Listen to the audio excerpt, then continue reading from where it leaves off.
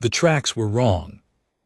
Davin Marsh had been running surveys in the Thessic Range for 6 years, and he knew every print that pressed into the volcanic soil of this continent, the broad, triclawed pads of the horned greylock, the spindled toe marks of the canopy-roosting oquirrh, the deep, round impressions of the lumbering stone verk that migrated through the western passes every dry season.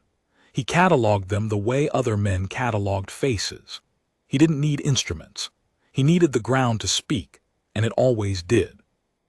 These prints spoke a language he had never heard. They were small, smaller than any native species he had logged in 6 years of survey work. Bipedal, 5-toed or something close to 5, with a gait pattern that suggested a stride half the length of his own. The spacing was irregular, running, stopping, running again, and there were places where a second set of marks flanked them. Greylock prints, adult female based on the width, walking in pace with the smaller tracks, shoulder close, the way greylock moved beside their calves. But the small tracks were not greylock. They were not anything native to the Thessic Range, and they were not human. Davin knelt at the edge of the trail where the prints crossed a patch of damp ash, and the hair on his arm stood up. Something that didn't belong here was moving through the deep forest with a predator escort, and it was small enough to be carried. He stood and checked his sidearm out of habit, a pulse pistol rated for survey-grade encounters, meaning it could discourage a territorial greylock but wouldn't stop one that was committed. He adjusted the straps on his field pack, pulled the brim of his hat lower against the morning glare, and followed the tracks east into the old-growth belt, where the canopy closed overhead like a cathedral ceiling, and the light came down in shafts thick with spore dust. Davin Marsh was 41 years old. He had been a Terran Ranger Corps wilderness guide for 14 of those years, posted to 6 worlds, and he had chosen the Thessic Range on Viral 4 because it was the posting nobody wanted. The continent was unpopulated, too geologically active, too densely forested, too full of apex predators that did not bluff. Viral 4 colonial settlements hugged the temperate coastline 3,000 kilometers to the south. The Thessic Range was the planet's interior, and the interior was wild in the way that only places humans hadn't bothered with could be. He liked it. He liked the silence that wasn't silence, the constant low hum of insect analogues, the creak of canopy timber adjusting to thermal shifts, the distant bellowing of stone verk communicating across valleys through subsonic vibrations he could feel in his sternum. He liked that the job was observation, not intervention. Walk the grid, log the species counts, monitor the volcanic activity, file the reports. Leave the forest exactly as he found it. He had not expected to find a child. The tracks led him 3 kilometers into the old-growth belt, through a ravine that smelled like sulfur and wet moss, and up a ridge where the volcanic soil gave way to black basalt slabs carpeted with a creeping bioluminescent lichen that glowed faint green even in daylight. The greylock prints diverged here, the adult female's tracks curving north toward the feeding grounds along the ridgeline, but the small bipedal prints continued east, climbing toward an overhang of basalt that formed a shallow cave above the ravine. He smelled smoke before he saw the cave, not wildfire smoke, something controlled, deliberate. The sharp, resinous scent of kiln bark, the inner wood of the banded trees that grew along the ravine, which burned slow and hot, and was the best fuel source in the range if you knew how to strip it. Someone had built a fire. Davin unslung his pack and set it against a rock. He left the pulse pistol holstered. Then he climbed the last 20 meters to the overhang on his hands and knees, keeping his silhouette below the ridgeline, the way he approached any unknown animal in its den. He saw the fire first, a small ring of stones neatly arranged, with a bed of kiln bark coals glowing orange at the center.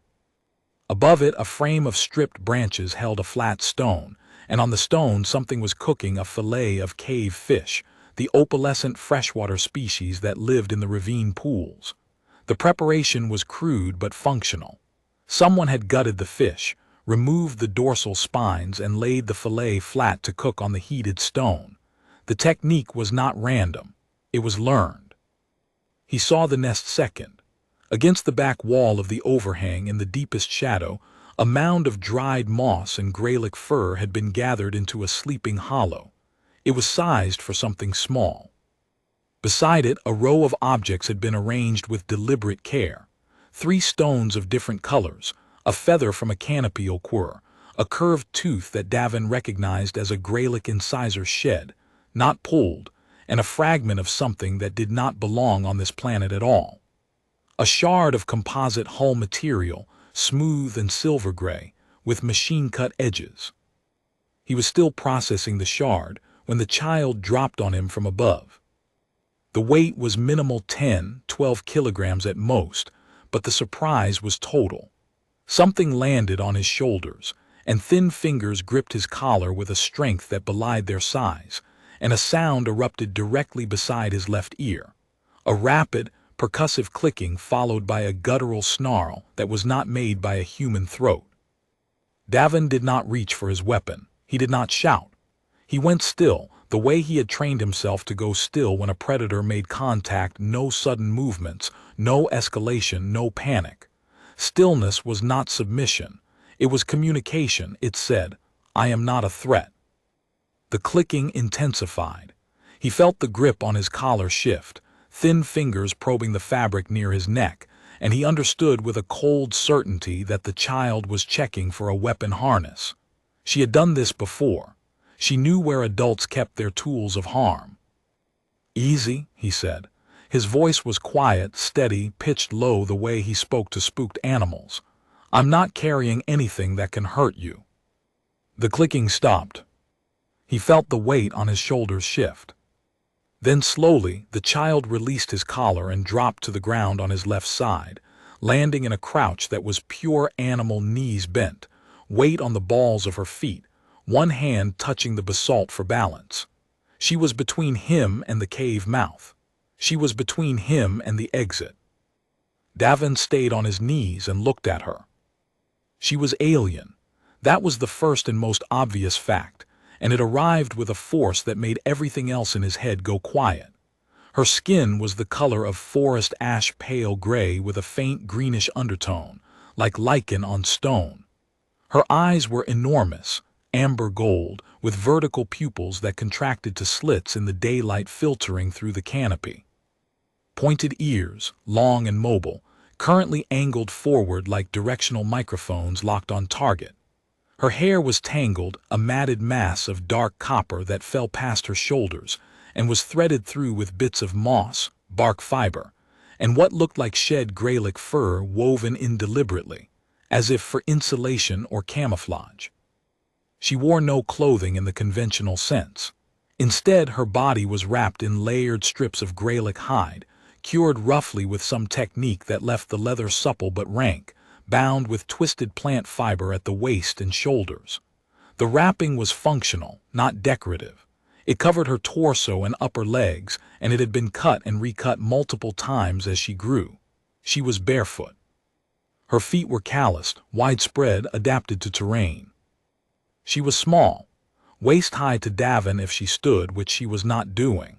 She was crouched, balanced, every muscle ready to move, and she was looking at him with an expression he knew from 6 years of working with wild animals, the assessment of a creature deciding whether to fight, flee, or wait.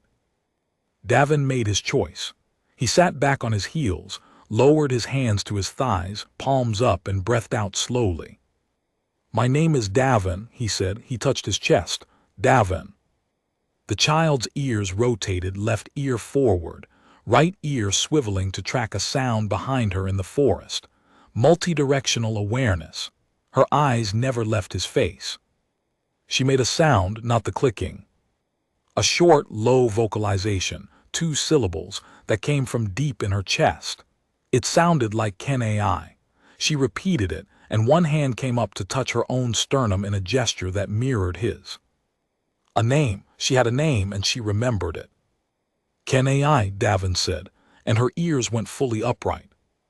She stared at him. Then she did something he didn't expect.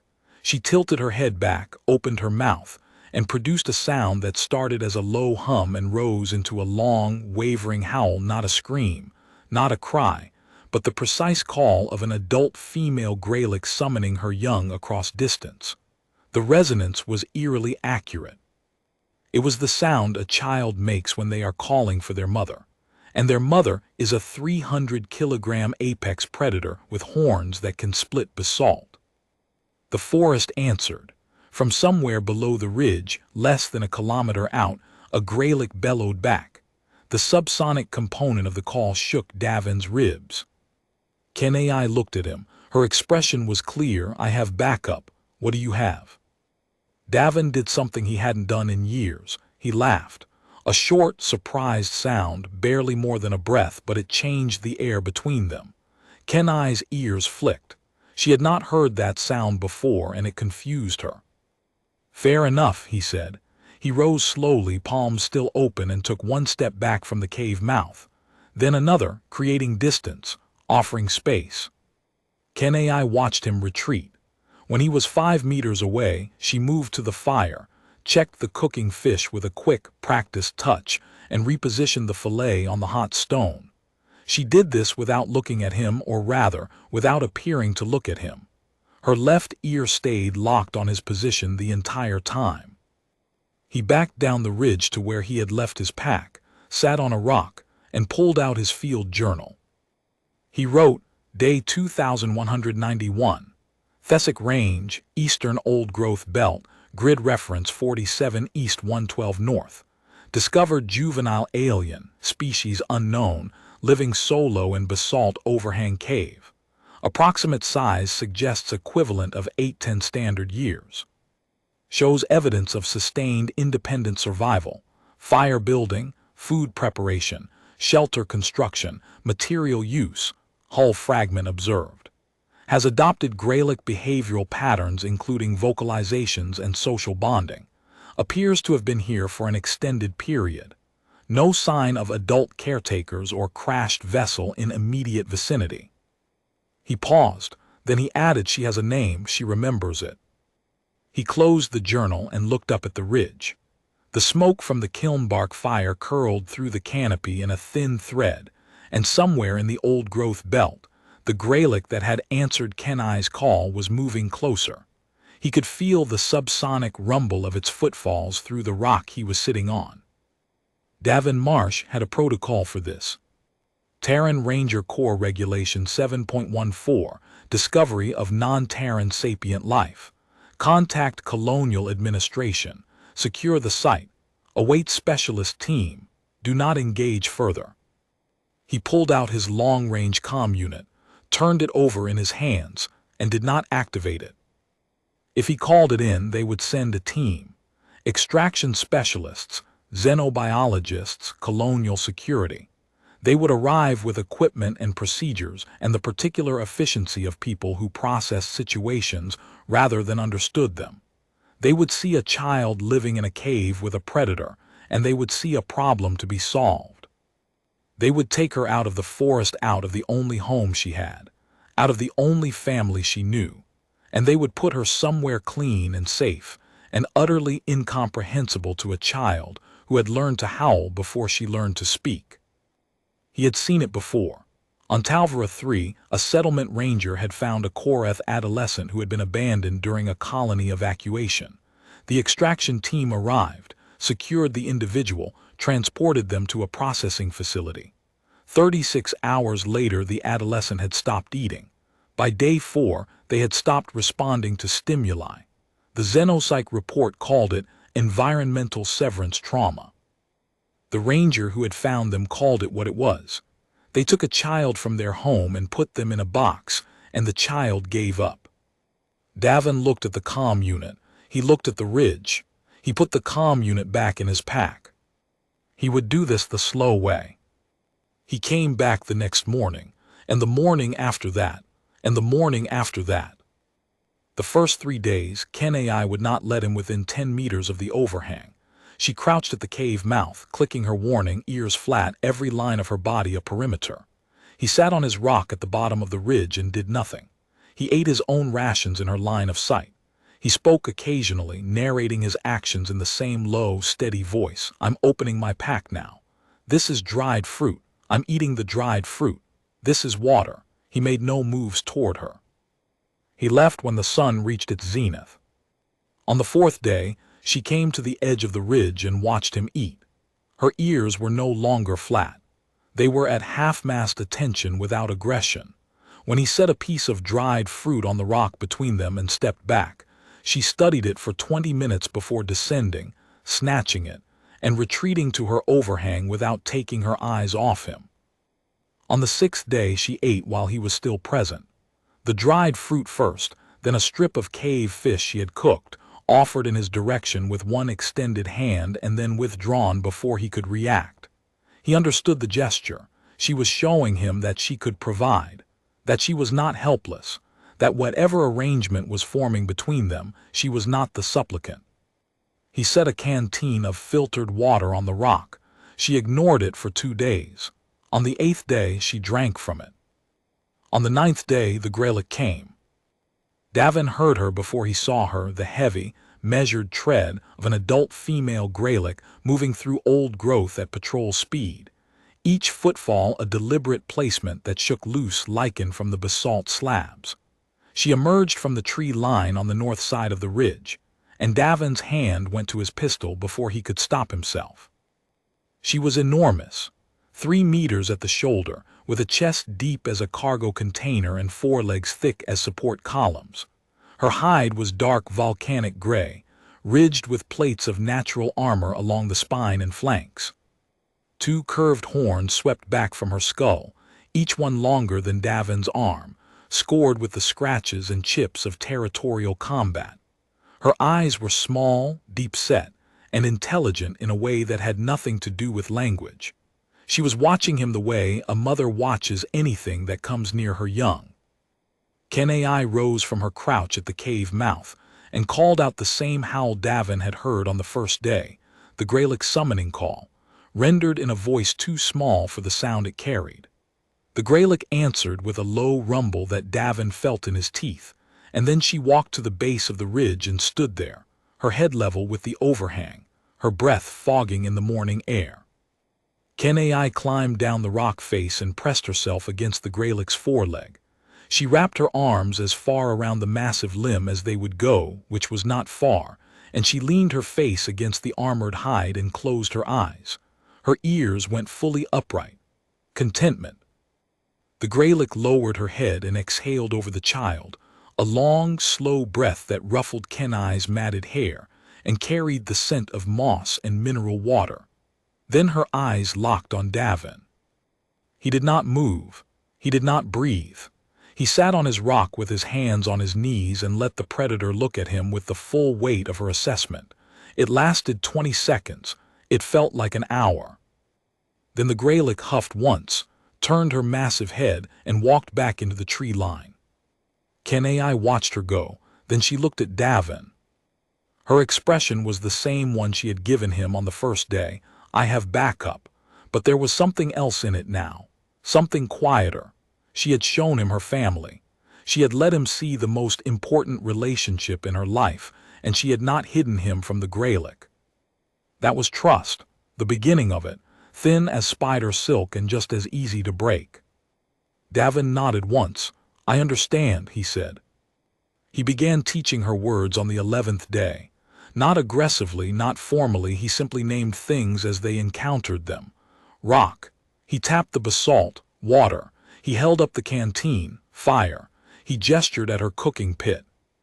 She watched his mouth form the shapes and repeated them with modifications that suited her vocal structure. Rock. Wata. Faya. Her pronunciation carried undertones of the Greylock's subsonic register, a resonance that vibrated in the lower frequencies. She was fast. By the 14th day she had 20 words. By the 20th she had 40, and she was combining them. Wata rock. Water rock the ravine pools where the cave fish lived. Faya good. Kenai faya good. The pride in that sentence was unmistakable. But words were only the surface of what he was doing. What he was really doing, and he understood this with a clarity that arrived around day 15 and never left. Was building a bridge, not from her world to his, from her world to a place between them, where both languages held, where howling and speaking occupied the same space without either one replacing the other. He had to, because the signal he had not sent on day 1 was going to have to be sent eventually. The Ranger Corps would notice his grid reports were thinning. A supply drop was scheduled for day 45. Someone would come, and when they did, they would find a feral alien child living in a cave with a predator, and the machinery of extraction would engage. Unless the child could meet them halfway, unless she could stand in the space between wild and civilized and hold her ground in both. On day 23, she showed him the ship. She came to his rock at dawn, earlier than usual, and stood in front of him with a look he hadn't seen before, a kind of urgent seriousness, ears locked forward, body taut. She said, "Davin, come." 2 words, an imperative. She had never issued one before. He followed her, not up toward the overhang but down into the ravine, through the sulfur-smelling stream bed, past the cave fish pools, into a section of old growth he hadn't surveyed because the terrain was too broken, shattered basalt slabs tilted at steep angles, colonized by root systems thick as cable. She moved through it like she was part of the landscape, barefoot and sure, and he stumbled after her, pack catching on branches, boots slipping on wet stone. The ship was at the bottom of a collapse zone. A landslide, probably triggered by the crash itself, had buried most of it under tons of basalt rubble and soil. What remained visible was a section of hull 20 meters of curved composite alloy, the same silver-gray material as the shard in her cave. It was old. Lichen had colonized the exposed surfaces. Root systems had penetrated the seams. This ship had been here for years. Kenai stood at the edge of the rubble field and pointed. "Home," she said. The word came out quiet, and for the first time her voice carried no animal resonance. It was just a child's voice, small and clear. "Before," she added, and her hand moved in a gesture he had not taught her, a sweeping arc from the sky to the ground. Something fell. Something ended here. Davin walked to the exposed hull section and ran his hand along the surface. The alloy was cold, smooth where the lichen hadn't claimed it. He found a rupture point, a stress fracture where the hull had split on impact, and through it he could see the interior. Seats. Small seats arranged in rows, sized for passengers far smaller than human. Emergency restraints. A control interface covered in script he could not read. It was a passenger vessel, not military, not cargo, a ship that had carried people, families. He looked at Kenai. She was standing very still, one hand gripping a root that hung from the rubble. Her ears were flat. Not aggression this time, something else. "How long?" he asked. She didn't understand the question. He tried again, gesturing at the lichen, the root systems, the weathering. "How many?" He stopped. She didn't have the word for seasons, for years, for time measured in units larger than days. She answered anyway. She held up both hands, fingers spread. Then she closed them and opened them again, and again, and again, and again. Davin counted. 50. If each count represented a lunar cycle on Viral 4, roughly 30 standard days, that was over 4 years. She had been alone in this forest for 4 years. She had been a small child when the ship came down, and she had survived because something in the wreckage, a failing life support system, an intact emergency kit, blind luck had kept her alive long enough for the forest to take over. Long enough for the Greylick to find her. Long enough for a child who had once sat in one of those small passenger seats to learn to howl, to hunt, to build fire, to craft shelter, to become something the galaxy had no category for. A child of 2 worlds who belonged fully to neither. Davin sat on the rubble and looked at the ship and felt something shift in his chest, the same mechanism that had turned on day 1, the rusted gear that he had thought was broken. It wasn't broken. It was just slow. It needed time to engage, time to build torque, and now it was turning with a force that reorganized everything around it. He was not going to let them take her. Not the way they took children, with forms and facilities, and the sterile kindness of people who meant well and understood nothing. But he was not going to leave her here, either. 4 years was endurance. Another 4 years was abandonment, his abandonment, if he walked away knowing she was here and did nothing. The bridge had to hold both ways. He started the hard work on day 25. He moved his field kit to a secondary shelter. He built 50 meters downslope from her overhang, close enough for her to hear him, far enough to respect her space. He maintained his grid surveys, filing abbreviated reports to the Ranger Corps base station on the coast, and he used the extra hours to build what KenAI needed: context. He brought pictures. His field tablet had a library of images: colonial settlements, markets, schools, medical facilities, other species. He showed them to her one at a time, naming each element, watching her ears and her face for the signals that told him she was processing versus overwhelmed. Buildings, people, children, other children. The first time she saw an image of a colonial settlement, low-rise buildings, paved streets, people walking, her ears went flat and she pushed the tablet away. Too much. Too alien. She retreated to her overhang and did not come down for 3 hours. He adjusted. He showed her the forest images first, then the images of animals she recognized: Greylik, Ulquer, Stone Verk. Then, gradually, images of humans in forests, humans kneeling beside streams, humans building fires, humans carrying packs through terrain that looked like her terrain. He was showing her that his world and her world were not as far apart as the settlement pictures suggested, that the bridge between them ran through common ground.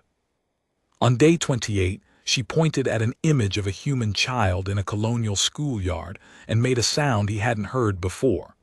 A soft, rising tone, almost musical. Her ears were fully upright, tilted forward, and her eyes were wide. "Like KenAI," she said, and then quieter: "Small." He nodded. "Like KenAI, small." She looked at the image for a long time, then she looked at him. "More." He showed her more. Other alien children: Korath, Tessavari, Delaney, in colonial settings, in schools, in markets, in families. She studied each one with the same intensity, ears tracking between the image and Davin's face, as if cross-referencing what she saw with what she read in his expression. On day 30, she asked the question he had been waiting for. "KenAI go there?" He knelt in front of her, eye level, the way he always did when something mattered. "If you want to," he said, "only if you want to." Her ears rotated, left, right, then both forward. Greylik, mother. And there it was, the thing he could not solve with pictures or words or patience. The central, irreducible fact of KenAI's life: she had a family here. It was not her birth family. It was not a family any colonial intake form could account for. But it was real, and it had kept her alive, and leaving it was not a small thing. It was not a thing he had the right to demand. "I don't know," he said. He would not lie to her, not about this. "I don't know if she can come, but I know you can come back. This forest isn't going anywhere, and neither am I." She didn't answer. She went back to her overhang and sat by her fire and was quiet for the rest of the day. On day 32, the Ranger Corps sent a calm query. His grid reports were overdue. He filed a batch of abbreviated surveys and added a status note: extended field observation. Non-urgent. Will file full report at next supply drop. It bought him 13 days. On day 35, KenAI brought him a gift. She climbed down from the overhang at dawn carrying the carved figurine, the one he had seen on the first day, clutched against her chest, the two intertwined figures worn smooth by years of handling. She walked to his secondary shelter, knelt in front of him the way he knelt in front of her, and held it out. He did not take it. "That's yours," he said. She shook her head, a human gesture. She had learned it from him, and she used it now with absolute precision. Then she reached forward and placed the figurine in his hands, wrapping his fingers around it with both of hers. "Cathay," she said. She pointed at the figurine, the larger figure kneeling, the smaller one leaning into its shelter. Then she pointed at him, then at herself. He looked at the carving. The larger figure's posture was unmistakable, kneeling, one arm extended, open. The smaller figure leaned into the offered shelter with a trust that was total. Something in Davin's chest finished turning. The gear locked. The mechanism engaged fully, and he felt it settle into place with a permanence that reorganized his understanding of what he was doing here, of what he had been doing for 35 days, of what he would do for every day that followed. He was not building a bridge for her. He was building it with her, and the far end was wherever she decided it landed. "Cathay," he said, and her ears went fully upright. On day 38, he made the call. Not to the Ranger Corps, not to colonial administration. He called Naya Rise. Naya was a xenolinguist and cultural transition specialist based at the Colonial University on Viral 4 Southern Coast. She had spent 15 years developing integration protocols for displaced alien children, the kind of protocols that began where the child was, not where the system wanted them to be. She was also the only person Davin trusted to walk into this forest and see Kenai for what she was instead of what she wasn't. "I need you to come to the Thessic Range," he said, "and I need you to come alone." Naya was quiet for a moment. They had worked together once before, on a Korath resettlement case that had gone badly because the transition team had prioritized efficiency over comprehension. She understood what he was not saying. "How long has the child been there?" 4 years approximately. Another pause. "In the local fauna?" "She has a Greylick mother, adult female, protective, territorial. The child calls for her and she comes." "Davin, if the Corps finds out you've been sitting on a sapient life discovery for 5 weeks. I know what happens. That's why I'm calling you instead." She arrived on day 41, alone, carrying a single pack and wearing the expression of a woman who had seen enough institutional failures to recognize when someone was trying to prevent one. She was 53, gray-streaked hair tied back, lean and patient in the way that fieldwork makes people patient. She spoke 4 alien languages, and she moved through the forest with a quietness that Davin appreciated. He briefed her at his secondary shelter out of Kenai's earshot. He told her everything: the tracks, the fire, the cave, the Greylick, the ship. He told her about the figurine, the first words, the pictures on the tablet. He told her about the question, "Can AI go there?" Naya listened without interrupting. When he finished, she said, "You haven't reported this." "No. You understand the Corps will flag this as a Regulation 7.14 violation, non-disclosure of sapient life contact. That's a career." "I understand. And you did it because the extraction protocol would have destroyed her. The extraction protocol would have taken a child who has survived 4 years alone in a Class 3 wilderness and put her in a processing center where nobody speaks her language, nobody understands her bonds, and nobody can explain why her mother isn't answering when she calls. Yes, it would have destroyed her." Naya studied him. "Show me." He took her up the ridge. Kenai was at the cave mouth, fire burning, a freshly caught cave fish on the cooking stone. She saw Naya and her ears went flat and the clicking started immediately, the warning percussion, sharp and fast. Davin knelt. He held up his hands. "Kenai, friend like Davin." Kenai's eyes moved between them. Her ears tracked Naya's every breath, every shift of weight. The clicking slowed but didn't stop. Naya, without being told, knelt. She lowered herself to the ground until her eyes were level with Kenai's, the way Davin had done on the first day, and she stayed there, hands open, breathing slow. The clicking stopped. Kenai looked at Naya's posture, the kneeling, the open hands, the lowered gaze, and then she looked at Davin. Her expression was a question. "This one lowers too." Davin nodded. Kenai studied Nea for a long time. Then she reached behind her to the fire and picked up the flat stone with the cooking fish. She held it out toward Nea. Nea accepted a piece. She ate it without hesitation, without comment, without the flinch of someone encountering unfamiliar food. She chewed, nodded, and said, "Good." Kenai's ears rose to half-mast. She looked at Davin. "Friend," she said, testing the word. Then, with the specific gravity of a child making a decision that would shape the rest of her life, "Friend, good." Nea stayed for 7 days. She observed. She listened. She recorded Kenai's vocabulary, her Gaelic vocalizations, her gestures, her routines. She mapped the child's daily patterns: the morning fire, the fishing, the climb to the canopy to check the ridge for threats, the evening howl that summoned the Gaelic mother to the base of the ridge for the nightly contact ritual. On the 3rd day, the Gaelic came while Nea was present. The massive animal emerged from the tree line, rumbled, and locked eyes on the stranger. Nea did not move. She sat on the ground, legs crossed, hands in her lap, and she waited. The Gaelic circled her twice, close enough that Nea could smell the mineral and moss scent of her hide, close enough that the subsonic rumble vibrated Nea's water bottle off the rock beside her. Then the Gaelic huffed and walked to the ridge, where Kenai was waiting. The child pressed herself against the enormous foreleg, and the Gaelic lowered her head and breathed over her, and the two of them stood together in the morning light while 2 humans watched from below and said nothing. On the 7th day, Nea told Davin what he already knew. She can't stay here forever. She survived, but she's at the limit of what the environment can sustain. She has no access to medical care, no protection if the volcanic activity shifts, no ability to repair the shelter if it collapses. And she's growing.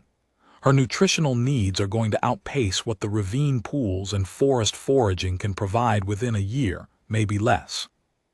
I know. But she also cannot be extracted the standard way. If you sever her from this environment, from the Gaelic, from her routines and her autonomy, if you put her in a facility and try to integrate her from the top down, you'll lose her. Not physically. Psychologically. She'll shut down. I've seen it happen. I know that too. Nea looked at him with the directness of someone who had been doing this work long enough to know when the real question was hiding behind the practical ones. What are you proposing? I stay. I become the transition point. I move my permanent post to the ridge. Ranger Corps can reassign my grid to the eastern sector. It needs coverage anyway. I build a proper shelter here close to hers. I don't pull her out. I expand her world piece by piece at her pace. You design the integration protocol, language, nutrition, medical access, social exposure, and I implement it in the field. When she's ready, and only when she's ready, we introduce her to the coastal settlements. On her terms. That could take years. It took her 4 years to learn to survive here. We can give her as long as she needs to learn the rest. Nea was quiet. The forest sounds filled the space between them, the hum of insect analogues, the creak of canopy timber, the distant bellowing of a stone verk. The Corps won't sanction this. Then we make it impossible for them not to. You write the protocol. I file the contact report. We frame it as a Regulation 7.14 field integration study. Precedent setting. The kind of case that gets a name. They'll either support it or they'll have to explain to the Galactic Humanitarian Authority why they extracted a feral child from a 4-year survival environment against the recommendation of their own xenolinguist. Nea almost smiled. You've been thinking about this. For 35 days. She left the next morning. Before she went, she knelt beside Kenai at the fire and placed something on the cooking stone. A small object, smooth and blue-green, polished by ocean water. A stone from the coast. From there, Nea said, pointing south, where the water meets the land. Kenai picked up the stone. She turned it in her fingers, studying the color, the weight, the texture. Then she carried it to her row of treasures in the back of the overhang and set it beside the feather, the tooth, the colored stones, and the shard of hull composite. She looked at Naya. "Come back." "I'll come back," Naya said. Davin filed the contact report on day 49. He included Naya's preliminary assessment, her recommended integration protocol, and a field data package documenting Kenai's survival capabilities, language acquisition, and social bonds. He flagged it as a Regulation 7.14 Special Circumstances case and requested permanent reassignment to the Eastern Thessic sector. The Ranger Corps response came in 4 hours. A priority communication from Regional Director Lorne Havik, a man Davin had met twice and respected not at all. "Ranger Marsh, you are in violation of Regulation 7.14, subsection C, non-disclosure of sapient life contact. You are ordered to secure the alien individual for extraction and await the specialist team. ETA to your position, 72 hours. Do not engage further." Davin read the message. He looked up at the ridge, where Kenai was sitting at her fire cooking the morning fish, her ears at half-mast, calm, routine. He typed his reply, negative, extraction denied. Subject is a child, not an individual. Field integration protocol is in effect per xenolinguist recommendation. Full justification attached. Will discuss with the specialist team on arrival. The specialist team arrived on day 52. 3 people, a xenobiologist, a colonial security officer, and a social services coordinator. The security officer carried a stun baton. The social services coordinator carried intake forms. Davin met them at the base of the ravine and did not invite them up the ridge. "She won't go with you," he said. "She won't go with anyone she doesn't know. She has survived alone in this forest for 4 years. She has a family here. She has a language, a home, a name, and a mother who weighs 300 kilograms and will hear her if she calls. You can walk up that ridge with your stun baton and your intake forms and your 72-hour extraction protocol, and you will lose her. Not to the forest, to herself. She will shut down. She will stop eating. She will stop speaking the 60 words she has learned in the past 6 weeks. And you will have taken a child who survived the unsurvivable and turned her into a case number." The security officer shifted his weight. The xenobiologist looked uncomfortable. The social services coordinator flipped through her intake forms and found nothing in them that applied. "Alternatively," Davin said, "you can follow Naya Rise's protocol. You can let me stay. You can expand her world instead of collapsing it. You can let a child who learned to howl before she learned to speak find her way to language, to people, to the rest of her life, at a pace that doesn't break her." He looked at each of them in turn. "I've been on this posting for 6 years. I've never filed a personal request. I've never asked for anything except resupply and solitude. I'm asking now. Give her time." The xenobiologist spoke first. "How long?" "As long as it takes." The security officer looked at the ridge. From where they stood, they could see the thin thread of smoke from Kenai's fire, and if they were very quiet, they could hear her humming the low, old melody she sang at dawn, the one she had learned from a voice that was no longer there. He holstered the stun baton. The social services coordinator closed her intake folder. She looked at Davin with an expression that was not regulation, and was not procedure, and was not anything that fit on a form. "We'll need weekly reports," she said. "You'll get them." They left. Davin climbed the ridge. Kenai was at the cave mouth, ears locked forward, body tense. She had heard the voices below. She had heard the tone. "Gone?" she asked. "Gone." She studied him. Then she pointed at the spot beside her fire where she had been leaving a space every morning for weeks. A space the size of a man sitting cross-legged. "Davin, sit," she said. He sat. She handed him a piece of fish on the flat stone. He ate it. It was better than his rations. It had always been better than his rations. From somewhere in the old-growth belt, the greylock bellowed a long, resonant call that rolled through the ravine and shook the lichen from the basalt. Kenai tilted her head back and answered. Her howl rose through the canopy, carrying with it everything she was, a child of the forest and the fallen ship, a daughter of horns and starlight, wild and careful and alive. Davin Marsh sat beside the fire, the carved figurine warm in his jacket pocket, and watched the smoke rise through the cathedral ceiling of the canopy into the bright morning sky. The bridge was built, the bridge would hold, and the child would cross it when she was ready, one word at a time.